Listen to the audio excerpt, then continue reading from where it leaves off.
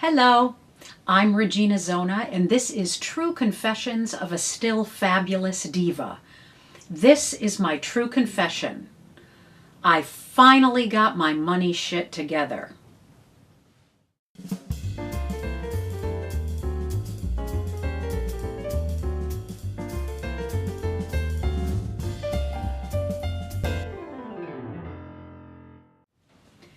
I have a love-hate relationship with money.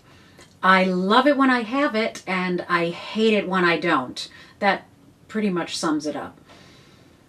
I grew up always knowing that we didn't have a lot of money. Don't get me wrong, I always had everything that I needed. But I also knew, without actually knowing, that we were, at least for my very early years, sort of lower middle class financially. My grandmother tried to install in me good budgeting habits. Every Christmas, she would give me $5 to spend in this special little Christmas store that was just for kids, where I could buy a present for my mom and a present for my dad. So, I would buy my mother a little trinket, and I would buy my dad Old Spice. And it was super cool having my own money. $5 seemed like a whole lot of money. Of course, I had an allowance. I can't remember how much it was, but I remember that I had to clean the house every Saturday, and that would give me the money. Other than that, my parents didn't really require me to work as a teenager. Although I did get a job, it was a seasonal Christmas job at a department store selling housewares when I was a junior in high school. Now, I had no idea what the hell I was doing. I could not tell the difference between a saucepan and a double boiler. But I was able to get a discount at the department store, which allowed me to buy real Christmas presents, and that was really fabulous with my newfound cash. And then I went to college. And I had gotten a full scholarship to attend Northwestern University. And in New Student Week, I was in the Student Center just before classes start when I was a freshman. And I was walking through the Student Center, and there was this booth there that was advertised by Citibank. And there was this very gregarious salesman who called me over, and he asked me if I had a credit card. And so I told him no, and he said, well, would you like to apply for one? And I laughed at him, saying that there's no way that I would get approved because I didn't have a job. And so he said, well, do you get a scholarship to come here? And I said, why, yes. And he said, well, that counts as income. Just write that down. Can you believe that? So I did what he told me, and within 10 days, I had a brand new shiny credit card in my name. And all of a sudden, I had the freedom to buy whatever I wanted. And after a childhood of feeling deprived financially, I was free to spend. I can't remember how much credit they actually gave me on that first card, but I know that within a few months they raised my limit, and within a year I was maxed out. But then, of course, once you have one credit card, getting a second card and a third card and a fourth card and so on is very easy, because now you have a credit history. So that is exactly what I did. Store cards, bank cards, any kind of card that I could apply for, I got. And by the time I was a junior in college, I had maxed out all of my cards. And then I had a crisis, because all of a sudden I realized I couldn't pay the bills that I had. So I had to call my dad, crying with my tail between my legs. And I asked him, begged him to co-sign a consolidation loan so that I could pay off all of my credit cards. That was the first bailout. After a while of being on a credit card diet, I eventually got more cards, and I used my cards for everything.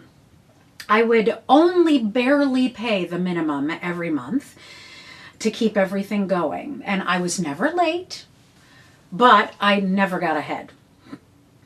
And then I would get to the point where I started borrowing money from one card to pay another card. And soon it got so out of control, and the debt collectors started to call, and I realized that the only way that I could save myself was to take the drastic step of consumer credit counseling. Now, for those of you who don't know what consumer credit counseling is, it is when you go to this non-for-profit company and they call all of your creditors and they negotiate lower interest rates and new payments. And then what you do is you send them a check, you send the company a check to cover all of your new payments for your credit cards, and then they distribute that check to each card, so that then once cards are paid off, then they take the extra money. You're still sending them the same amount every month, but that extra money is now going on to the next card to pay it off, and so on and so forth. And then you just pay a small fee for this service. And so when you're in this program, your creditors close all of your accounts, and you are encouraged not to apply for any new credit. And within 4 years, I was out of debt. Until I got credit once again, once I was out of the program. And eventually, over a decade later, I was in credit counseling yet again. So you see the pattern. I'm addicted to buying things without consequence. Figuring that, I can get whatever I want on my credit cards, and each purchase is only going to raise my minimum payment each month by $5 or $10. That's not a lot. I can certainly afford to pay that. What's the harm? Duh. So that's my spending. Now let's talk about my earning. I have never been a big earner. When I graduated from high school, the summer before I left for college, I decided I needed a little extra spending money and some money to take to college with me. So I got a job at Burger King. Yes, I got a job at Burger King. Just imagine me at Burger King. My first position at Burger King was running the broiler, which literally that means taking frozen burgers, throwing them into a broiler, and when they come out, putting them on buns. And then within 2 weeks, I had gotten promoted to specialty sandwiches. Ooh, let me tell you, it was an exciting day. And after 3 weeks, where each day a little bit of my soul died, I decided that I just couldn't handle it anymore, and I quit. So my high school choral director at the time suggested that I should teach voice lessons. So I did, and that was the start of my teaching career. So as you know, much of the time when you teach lessons, private lessons of any sort, basically you get paid per lesson. And if that student doesn't attend their lesson, then you don't get paid. So I was constantly in a state of wondering whether or not that week I would get all of the money that I had expected so that I could pay my bills. And I basically viewed my income like a starving person views their next meal. If I get this amount, then I can afford to pay that bill. The money would come in, and then the money would immediately go out. No savings, no thinking ahead, mostly catching up. And I would dread that phone call from the parents telling me that they were going to be gone all summer and their kids would not be taking lessons over the summer. And then I knew that I would potentially be in a financial crisis because of it. And then when I started singing professionally, all of a sudden I had companies giving me $7,000, $10,000 per gig. And that seemed like I was rich. But of course, I still had to pay for housing in some cases. I had to pay for food and entertainment while I was at the gig.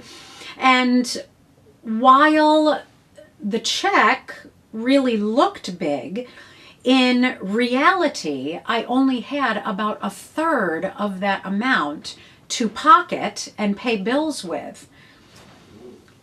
And unfortunately, those gigs were sort of few and far between.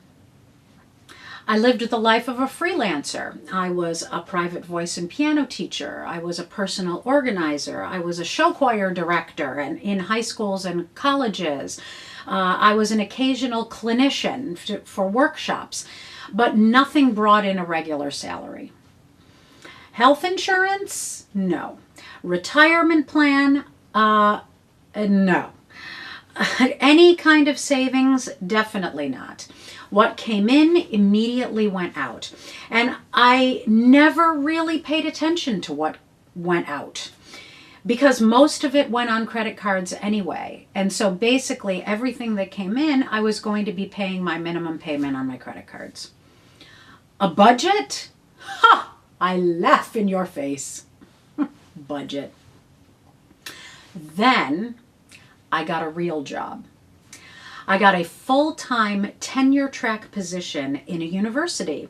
They paid me a salary. They gave me health benefits. They gave me a retirement plan. They even paid for my moving expenses since I had lived in a different state. It afforded me the ability to get approved for a mortgage with my partner, which was something that honestly I never thought that I would be able to do. And for a while, it seemed like everything had turned around financially. And then I moved to another academic position, and that job paid me $20,000 more in salary, and I had even better benefits. And it should have changed everything financially, but it didn't, because I still lived in a mental state of deprivation. I still struggled at the end of every single paycheck. I was still in debt out of my ears. I still worried on a daily basis whether or not I would ever feel solvent. And then I left that job and I moved back to New York. And I did not have any job to move to because I was moving back to New York to try to become a singer again.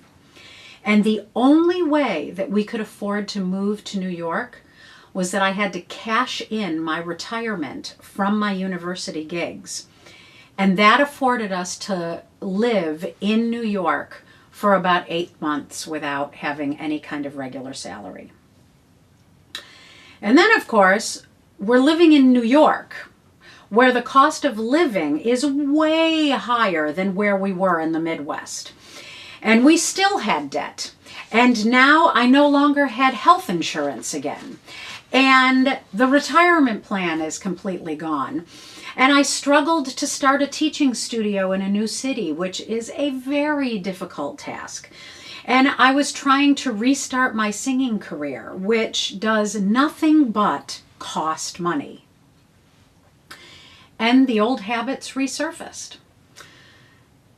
And then finally, something switched in my brain. I decided that I had to get my shit together.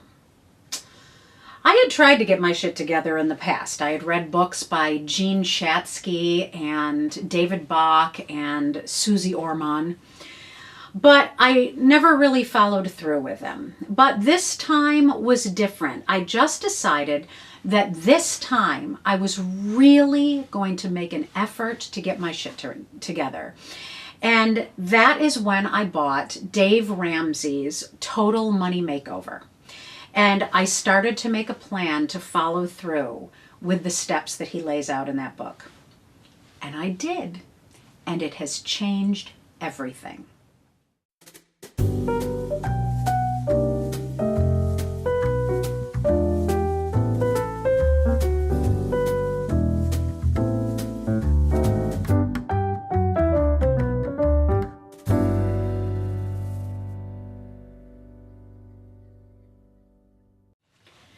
This is what I know for sure. Getting your money shit together is just like getting your weight under control. It won't happen if you're not mentally ready for it. And honestly, there is nothing that I did to get ready for it. Simply put, a light went on in my brain that said, it's time to do something about this. And honestly, I haven't looked back. So here are some of the things that I did. I'm going to give you a disclaimer because I am not being compensated by Dave Ramsey. He has no idea who I am. I just found that this particular book was the most helpful for me at this time in my life. There are lots of other resources out there that can help you if this is something that you want to tackle when you are ready, and I encourage you to use them. But the first step that I had to do was I had to figure out, where does my money go? That was the first question. So what I did was I looked at my bank statements and my credit card statements for the previous month, just before I had started this program. And I wrote down every dollar that went out of my bank account. Since I never used cash, this was very easy because there was an excellent paper trail. Then I went to an app that Dave Ramsey created to go along with his Total Money Makeover. It's called Every Dollar. And I actually created a budget. I included expenses on everything that I had spent in the previous month so that I wasn't depriving myself of anything. I still spent money at Starbucks. I still spent money on my nails. I still spent money going out and going to the movies or whatever. But since I saw what I did spend, I tried to trim those numbers down just a little bit in this initial budget, but I still included it all. I also made a spreadsheet of all of my creditors. Names, total amounts owed, minimum payments, and due dates. It was really important that I saw it all laid out in front of me. And then I added those payments, those minimum payments to my credit cards to my budget. Then I added the expense of saving $1,000 in an emergency fund, which is the first step of the Total Money Makeover.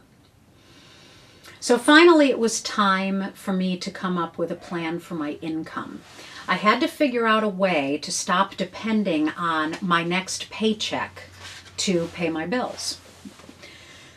The first thing I did, and this took some time, was that I raised my rates for my voice lesson. I had this habit of apologizing for charging so much to my students who I thought couldn't afford what I knew my real worth was. But I finally realized that that's ridiculous. I am worth every penny that I charge. And as a matter of fact, even now, I undercharge a little bit for my area. But I raised my rates, and to my surprise, every one of my students was willing to pay my higher rate. So that's great. And then I decided to change the way that I got paid. Instead of having my students pay me every week, I decided to move 90% of my studio to a semester plan, so that now my students are paying me for a bulk of lessons every semester, which is 3 times a year. And in addition to this, I tightened up my cancellation and makeup lesson policy so that I'm not losing any more money and any more time. So basically, at the beginning of every semester, the beginning of the fall, the beginning of the winter, spring, and the beginning of the summer, I have a bulk of money that I can now distribute evenly. And I never have to worry if there are cancellations, if a student is going to suddenly decide not to continue with lessons or the like. Then I opened up a savings account and I attached it to my checking account. And every dollar that I earn from my teaching goes immediately into that savings account. And then twice a month, I pay myself by automatically moving money from the savings account into my checking account that will cover all of my expenses for that 2-week period. So every 2 weeks, I'm getting a paycheck, and I know exactly how much that paycheck is going to be. So this, some of you may be listening to this and going, girl, this is the way it's supposed to be. Why have you been living in any other way other than this? But I tell you, I know that this sounds simple, but for me, this was revolutionary, absolutely revolutionary. So after I finally finished how to pay myself and know how much money I was going to be getting on a regular basis, then it was time to set up a get out of debt plan. I went back to my budget, knowing how much I'm going to get in each of my paycheck. I figured out how I could trim my expenses a little bit to just the basics, within reason, of course. I'm still completely addicted to Starbucks, so that's always going to be in my budget. And then I determined how much money I had left in bulk that I could add on to apply to my debt to try to get out of my debt faster. So I used the Snowball method to pay off credit cards. I listed all of my cards on my spreadsheet from smallest balance first to highest balance last. And I paid the minimum payment on all of the cards except for the smallest balance card. For that, I would pay the minimum payment that is due on that card, plus any extra money that I had left over from my budget. And I would pay that higher amount on that card until that card was paid off. Once that card is paid off, I take the minimum payment and extra money that I used to pay it, and I add that total amount to the minimum payment of the next card on my list. And I continue to pay that bloated amount to the credit card until that next credit card is paid off. And then I do the same thing, working my way down the line. I've also learned how to play the credit card game. I have applied for new cards that had 0% interest for 15 months or 18 months or whatever. And then what I did was I transferred my balances from my high interest rate cards to those promotional interest rate cards. And then what I did was I divided the amount that I transferred into the equal payments for the amount of the promotional interest rate. And I started paying those credit cards with that higher amount, not paying minimum payments, but actually paying an equal amount so that those cards would be paid off before the card would start charging interest. So since I started this journey, I have paid off 8 credit cards in about a year and a half. And next fall, I will be mostly out of credit card debt. And my car is going to be paid off. The last thing I have done is I now keep a close watch on my credit score. I joined creditkarma.com so that I can check my scores anytime that I want, and I got a little obsessed with checking my scores. It ended up being like a fun game, like what could I do in order to raise my score? And so I finally learned sort of what it is that the credit companies are doing to figure out how the scores work and how you can get it to raise, and what lowers your score, what raises your score, what is the biggest detriment to your score and the least amount of detriment to your score. And playing the credit score game has really been enlightening because my credit score has jumped about 70 points in just a few months. And having a better credit score has allowed me to apply and be approved with good credit limits of cards that have 0% interest, which allow me to get out of debt faster. Now, I want to make it clear. I am not a finished product. Okay? All of this stuff sounds really, really great. And I am absolutely on the path, but I'm not here to tell you that I am completely debt-free and have been for years now. I'm still in the plan. I'm paying my credit cards off. I still have a few of them. I still have student loan debt that needs to be tackled. I still don't have a retirement plan, but I'm on a very disciplined track. And by this time next year, I'm going to be in a position to actually get my retirement plan underway and finally figure out a way to pay off student loans. The point is that I finally made a decision after, gee whiz, how much? After 30 years, I finally made a decision to create a secure financial future for myself.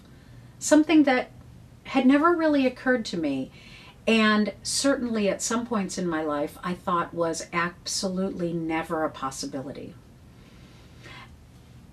And the amazing thing about it is that I'm doing it. And the process of doing it is also teaching me that I actually can afford to do anything that I want. That's amazing. I mean, I can actually go on vacation, on a great vacation, and not be in debt because of it. And I did last year. I could actually save money to do improvements on my home and not go into debt for it. And I did. And so I know that I can actually eventually see an end to my student loan debt. And that would be freaking amazing. But the biggest thing is that I really have not worried about money in any way in the last 2 years. And I can't tell you how much that fact has transformed my life.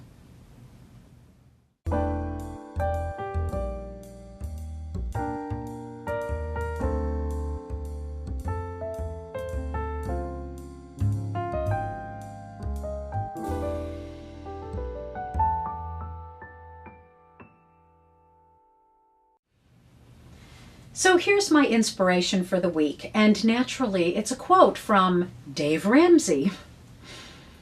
You've got to tell your money what to do or it will leave. Simple, but effective. No? Thanks so much for listening. I'm really grateful for you to be on this journey with me. And join me next week where my confession is, I like to start projects and then never complete them. And remember that the only response to the question, how are you, is fabulous.